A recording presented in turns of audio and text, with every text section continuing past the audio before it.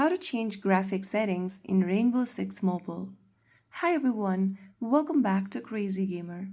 To change graphic settings in Rainbow Six Mobile, you just need to go through the in-game settings menu.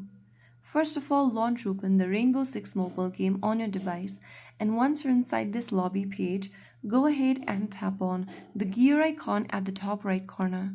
From the settings menu that appears on the screen, click on the graphics option from the left-hand menu. Under graphics quality, you can choose between low, medium, high, or ultra. Set your graphic quality depending upon your device's performance. If your device is laggy, select low to medium option. If you have a best performing device, then you can choose high or ultra option. Just make your selection and right underneath graphics quality, go check the in-game frame rate limit. You can select your frame rate from the options. For high-performing devices, select 60. For medium-performing or low-performing devices, select 30. According to your device's type, you'll also be recommended some of the options out there.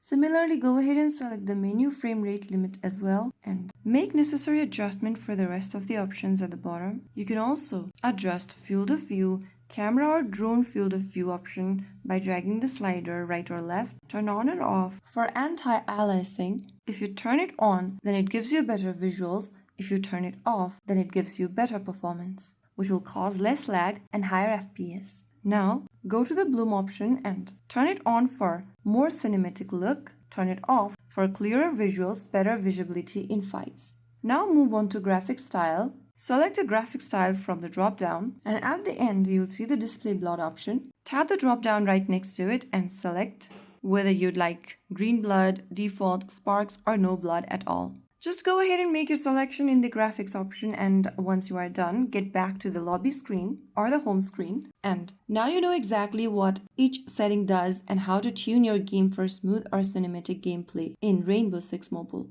If you found the video helpful, don't forget to like, share, and subscribe to our channel. I will see you again in the next video. Thank you for watching.